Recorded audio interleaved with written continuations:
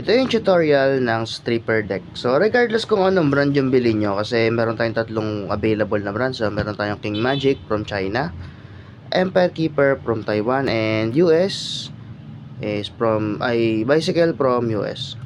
So, regardless kung anong brand, para-parasang sila na ginagawa. So, ang concept ng stripper deck is may strip out mo yung gusto mong makuhang card or yung gusto mong mahanap na card. So, ang secret ng pinaka-gimmick ng stripper deck is ang regular card is rectangle. Okay? So, lakayan natin. So, ito yung normal na design ng cards. Rectangle. Pero, ang stripper deck is trapezoidal. So, ito yung actual shape ng stripper. Pero, syempre, in a clever way na hindi siya ganong halata. So, ito is exaggerated version. So, ibig sabihin, pagka nakabaliktad yung kabila niya, pagka binaliktad natin, magiging ganito yung itsura niya.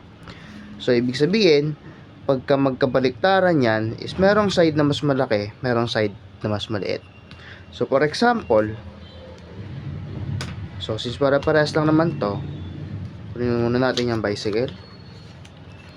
So, ito yung ibig sabihin ng pagiging trapezoid niya. Syempre, mukha pa rin siyang rectangle. So, mukha pa rin siyang regular deck. Yun yung kagandahan ng stripper deck.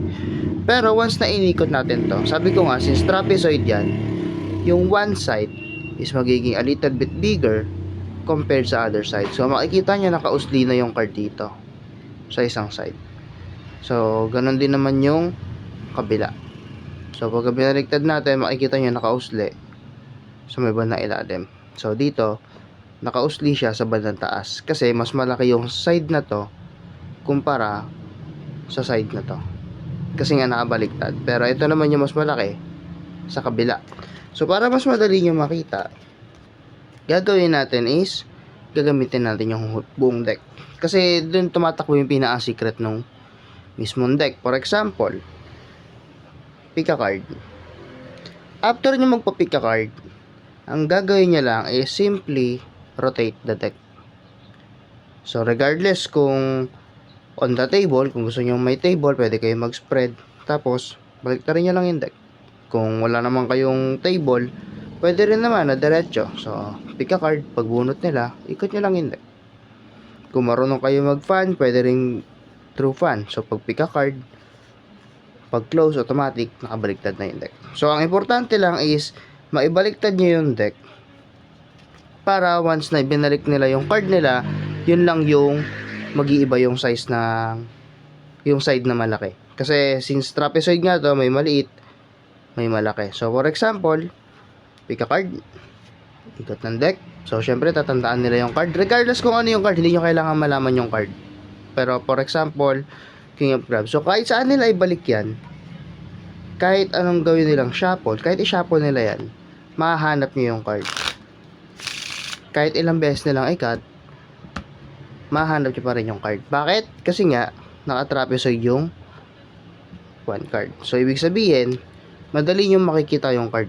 Literal na madali nyo siya makikita. So, dito pa lang sa video, makikita nyo na kagad na naka-separate yung card. So, ito, naka-usli yan. So, pagka hinawakan nyo yung card, automatic, mahuhugot nyo siya literal. So, dito, ito yung pinaka-secret ng stripper deck. So, madali nyo may strip out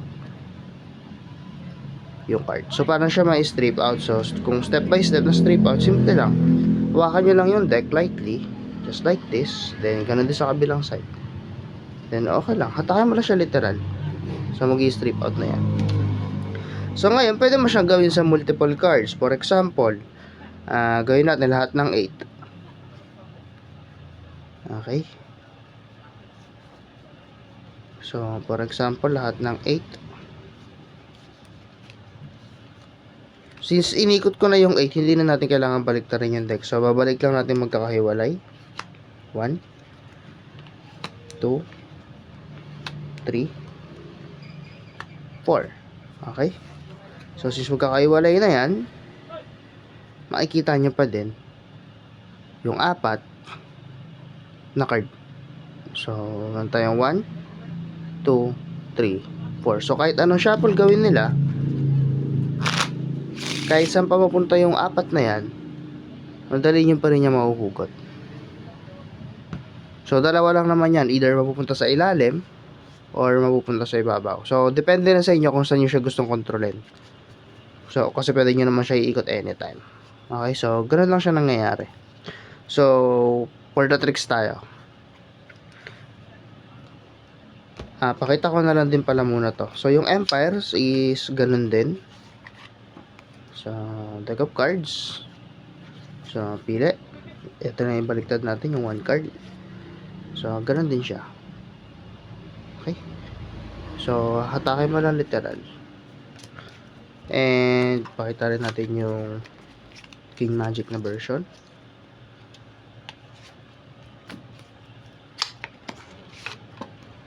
Okay, so 1 card, ikot, balik, then so lista yun siya sa taas. So pagka binaliktad natin, papunta siya sa baba. Okay, so yun lang yung secret niya. So regardless kung anong brand, as long as is stripper deck yan, para-paras lang sila ng ginagawa. Okay, so pick a card. So pinaka basic. So pagka pili nila ng isang card, ikot nyo lang yung deck. Tapos pag babalik na nila, spread out nyo lang. So kahit saan nila ibalik, walang problema yan. So kahit anong shuffle, pwede. So kahit ilang cut. Then tignan nyo na lang kung saan nyo mas gustong ilabas yung card. So ako kasi mas prefer ko dito sa baba. So kung right-handed kayo, dito sa side na to. Kung left-handed kayo, much better siguro kung sa kabila. Kasi ang hatak nyo is magiging pagganon pa rin. Pero, regardless, same pa rin. Mahanap at mahanap nyo yan. So, ang isang way is, hahanapin nyo yung card through cut. So, nakikita nyo naman yung side na malaki. Ito yung, which is yung gimmick na part. So, pwede nyo dun i-cut. Diretso mahanap nyo yung card.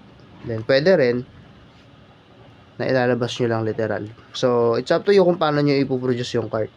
Then, pwede rin naman na kontrolin nyo yung card through shuffle. For example, gawin natin nakabaliktad yung card para mas madali nyo makita. So, gawin natin naka-face up. So, pagka kinat nyo yan, pwede nyo mahatak agad doon. Okay, so kahit saan yan nakapwesto. Kunyari, lagyan natin banda dito. Pagka isa-shuffle nyo to, shuffle, pagka gusto nyo lang kunin yung card, hahatakin nyo lang siya literal. So, pagka cut, since yun yung part na hawak nyo, automatic siya mapupunta sa pinakaibabaw nung kung saang side siya nakalagay. Kung nandito sa kabilang side, kung nakaikot to, andito yung malaki, doon siya sasama. Kung nandito siya sa kabila, dito siya sasama. So, regardless kung saan mapunta yan. So, kunyari, bandang taas siya napunta. So, nasa third. So, pagka inulit natin, kakat lang natin. So, doon pa din siya mapupunta sa ibabaw. Kasi nga, nahahatak nyo siya. So, lagi siya mapupunta sa ibabaw. So, pwede nyo siya kontrolin para mapunta sa ibabaw. Through shuffle. Kasi maraming card trick na gusto nila is sa ibabaw na pupunta yung selected card. Pero pwede nyo rin siya kontrolin sa ilalim in case na mas gusto nyo sa ilalim. So, for example, so, shuffle. So, pagka dito, since nasa ibabaw na yan, pwede nyo ilagay sa ilalim anytime. Pero mas madali siya malagay sa ilalim kung nasa kabilang side yung malaking part. Bakit? Kasi, yun yung nahahatak. So, pagka hinatak nyo yan, diretso, malalagay nyo na sa ilalim. So, yun yung way para makontrol nyo yung card na nakabaliktad. So, pagka gusto nyo sa ibabaw i-control, kailangan yung malaking side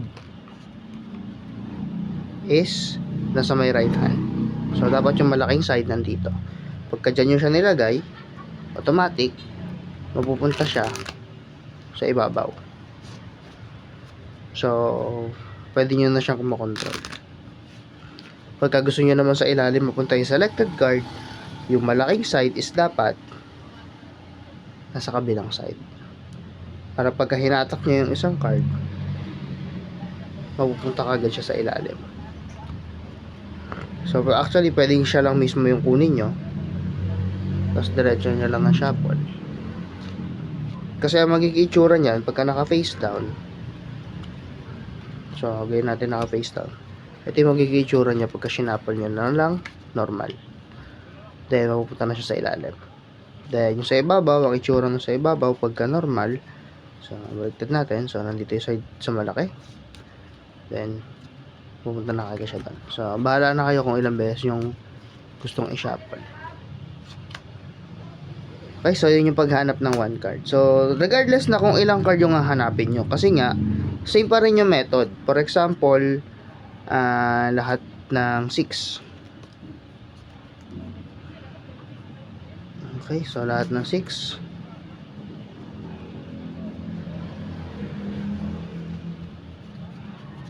Yan, 4. So, lahat ng 6. Ikot lang natin. Okay, so, 4 na 6. Lagyan natin na magkakaiwalay. So, 1, 2, 3, and 4. Okay? So, pagka pinasok natin, so, yan yung 4. Okay? So, dyan siya. So, ganun din. Pagka sinapon natin siya this way, automatic, magsasama-sama na yung 4 dyan. So, regardless kung ilang beses yung i-shuffle, as long as i-strip nyo na siya ng ganito, magkakadikit na kagad yung 4. So, regardless na lang, or it's up to you na lang kung saan nyo siya ipupwesto. Nandiyan na pala. Okay? So, ngayon, yung isang usually na ginagawa ng mga gumagamit nito is yung red and black color separation. So, pakita natin. So, technically, same concept din siya. Imbis na 1 card or 4 cards yung babaliktad mo, ibabaliktad mo yung kalahati ng deck, which is yung red or yung black. So, pwede mo siyang i-combo sa oil and water na routine, pero yung meron kasing slides yung oil and water na unrelated dito sa stripper deck. So, di ko na ipapakita yung part na yon. So, baliktad na natin yung kalahati. Okay. Then, shuffle. So, mag-start ka na nakasetup na siya ng ganito. So, kung mapapansin mo, pag tinignan mo maigi yung deck, so, ayan. Mukha na siyang pantay, pero hindi. Kasi pag tinagilid natin, makikita mo yung separation nila. Kasi pwede mong hatakin lahat ng red, tsaka lahat ng black. So, ang best way na nyan is, parang isa-shuffle mo siya ng ganito. Kasi may hiwalay mo na yan kaagad. So, acting na lang to. So, parang uma-acting ka na lang na sa shuffle mo. Tapos, cut. So, pagka inulit mo ulit, pwede mo lang ihiwalay. Pero, syempre, wag mo diretsyong gano'n. So, kunyari, sinashuffle mo pa din. Pagka tapos ka na mag-shuffle, pwede mo pakita, sabi mo, cut ka ng konti sa may banda ibabaw. So, meron kang black. Cut mo na mas malalim para red. Tapos cut mo ulit somewhere sa gitna para maging black ulit. Tapos mas malalim para red ulit. Para lang mapakita mo na red black halo-halo. Pero pagka kinuha mo siya ulit, i-strip out mo na lang lahat ng black or yung lahat ng red. Then last, ito yung isang paborito kong ginagawa dito sa stripper deck, which is yung triumph na effect. So, ang triumph na effect is, ito yung isa lang yung mag-e-end up yung deck na isa lang yung naka-face up. So, pakita ko muna sa inyo. So, pick a card. So, syempre, tatandaan nila. 2 of clubs. So, ikot yung deck. Syempre, kailangan iikot. Then, babalik kahit saan. So, yung card na lang nila yung nag-iisa nakabaliktad. Okay? So, kahit ano mangyari, pwede na natin yung kunin anytime. Either sa taas or sa baba. Pero syempre, hindi agad natin yung kukunin. So, pwedeng i-shuffle kahit ilang beses. Then, this time, gagawin nyo, kukunin nyo yung kalahati. Tapos, gagawin nyo naka-face up. So, kalahati naka-face up, kalahati naka-face down. Regardless kung nasan yung selected card. Pwedeng nandito, pwedeng nandito. Regardless yon. Pero kung mapapansin nyo, yung ginawa nating separation, pagkahati natin,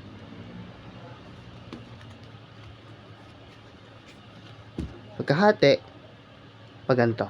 So, ibig sabihin, yung other half is nakabaliktad. Okay, so nakabaliktad yung other half. Pero kung natandaan nyo, yung selected card, binalik na natin na nakabaliktad. So, ibig sabihin, kung yung selected card is nandito, siya lang yung nakabaliktad. Pagka sumama siya dito, so, for example, ito. So, ibig sabihin, itong card na to, parehas niya yung setup nung naka-face down. So, ibig sabihin, pagka in-strip out natin yan, automatic, sasama yung 2 sa mga naka-face down. For example, ginatak natin, automatic, yung face up, sasama dito. So, paano naman kung sa kabilang side siya nasama? For example, so, babalik muna natin. So, pagka binalik natin, so, ang nakabaliktad lang this time is yung selected card. So, paano naman kung pag-cut natin, so, kung sa face down sumama yung selected card? Parehas lang naman nangyayari yan. Kasi ano nangyayari dyan, nakabaliktad pa rin, siya pa rin yung nag-iisa nakabaliktad sa face down. Ibig sabihin, sa face up naman siya sasama pagka sinama natin yan lahat. So, ang mangyayari, sa face up siya sasama. So, regardless, kung saan mapunta yung napiling card. Kasi ang mangyayari, sasama pa din siya kung saan siya babaliktad. So, proceed tayo. So, top clubs pa rin, di na natin papalitan yung card. So, babalik sa gitna. In-explain ko lang muna kung paano siya nag-work. So, ngayon, papakita ko yung mismong routine. So, shuffle. Then, kuha ng kalahati. Face up. Pakita nyo, nakaharap. Then, nakatalikod. Then, shuffle. Then, after nyo i-shuffle, pwede nyo i-cut. Pwede nyo i-shuffle kahit ilang ulit yung gusto. Then, pwede nyo pakita na lahat ng card is magulo. May mga naka-face up, may mga naka-face down. So, syempre, baliktaran yan. So, ngayon, pag-aayusin nyo na yung card, ganun pa rin, strip out lang. Hawak ng kalahati or ng upper part, then hawak ng bottom part, then strip out. O kaya, pwede nyo gawin sa table. So, nakaganto. So, ganun pa rin, strip out. Then, kunyari, sinashuffle nyo lang. Pero, ini-strip out nyo na yung naka-face up sa naka-face down. So, kung wala kayong table, mas maganda kung ganito yung gagawin yung shuffle. So, makikita nyo naman yan kung may nakabaliktad, kung meron pa naiwan or wala na. So, tuloy-tuloy nyo lang yung acting na sinashuffle habang hinihiwalay nyo lahat ng dapat mahiwalay. Okay? So, pagka nahiwalay nyo na lahat, so, pakita nyo lang. So, meron kayong face up, tapos face down. Tapos, baliktad nyo na lang to para mag-face up lahat. So, ang mangyayari dyan, automatic, lahat ng card naka-face up, maliban sa selected card. So, depende na sa inyo kung paano nyo siya gustong i-portray. Kung gusto nyo lahat ba naka-face down, tapos yung selected card lang yung naka-face up, or gusto nyo may element of surprise na lahat naka-face up, maliban do sa isa. Same naman sila ng effect. Pero, that's how it works. So, yan po yung tutorial ng stripper deck. So, recap tayo. So, ang deck is trapezoidal yung pagkagawa. So, ibig sabihin, pagka binaliktad, automatic, siya lang yung mahuhugot. Okay, so, yun yung pinaka-essence ng stripper deck. Okay, so, yun lang.